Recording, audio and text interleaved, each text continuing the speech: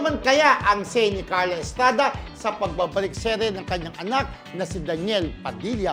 Pero bago yan, bitter ba si Carla sa tambalang Katlen o naging masaya siya ito sa karera ni Katlen sa showbiz? Panoorin po natin ang interview ni Mildred. Charot. Yung masaya.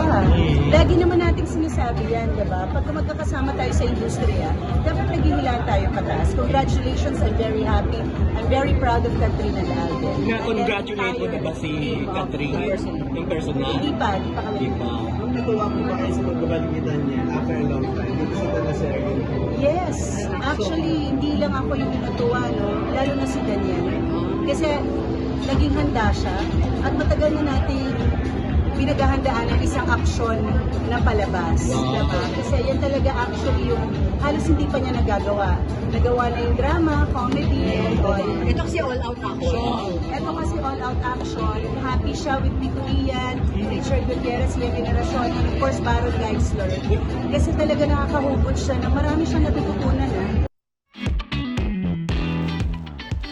So ayan, gaya nga ng sabi ko kanina, nakagawa na naman ng action din talaga si Ian. Ay, si Daniel. Pero ito, hindi talaga punong-puno ng action, sabi nga ni Carla, at proud siya sa kanyang anak, di ba? Oo, hindi siya bitter ha. Actually, Hindi siya. ang exact question namin doon, di ba talagang naambus si Interview. Carla. Hindi naman siya kasama sa cast, pero nandun Sumuporta. siya para Support sumuporta niya. sa anak niya. Pero nandun na rin lang siya. Ay talaga naman tinanong ng press people, kasama kami. Oo. At sinabi namin sa kanya, ano ang reaksyon mo na umabot na sa 1 billion ang pelikula ng Katlen? Eh, masaya. Maganda naman daw talaga sa industriya na dapat daw ay naghihilahan pataas. Hindi Huwag yung, pababa. di ba? Pero meron dito sa showbiz industry na Oo. meron tinatawag na club mentality. Ay, Na maraming parang ganyan. ayaw mo na successful yung isang tao, di ba? Yes. Parang ayaw mo na unahan ka.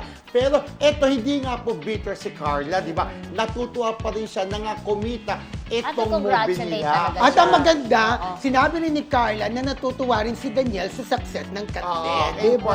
Actually, gusto Sinabi ng ba niya yun? Oo, sabi niya sa hindi mo narinig.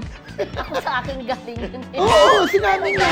Hindi, Natutuwa rin tungkol si sa Daniel, Daniel. sabi niya. Walang sinabi. Ay, meron, napanood ko. Oh, mag-away na naman po yung dalawa sa Eric. Wala, Dahil kumbaga yung nakaraan kanyang, siya rin. yung kanyang pakiramdam lang ang sinare niya. Siyempre, wala okay. naman siyang, hindi Parang daw narinig ko. sakop yung pakiramdam ni Daniel. Oh, anyway, tuwang-tuwa Pero si mahalaga. Carla. Mahalaga. Pero maganda, at least natanong yun na yung gusto Chongke. Kung tutusin, pwede sabi ni Carla, Kirko-chan, di ba? Pero wala. At mabait hindi naman naman si siya Carla. magaganon. Mabait naman si Oo. Carla. Pero kung tutusin, congratulations again sa Katlen, di ba? Correct. Pag hindi Yes. siya natuwa, alam na. Yes. Oo.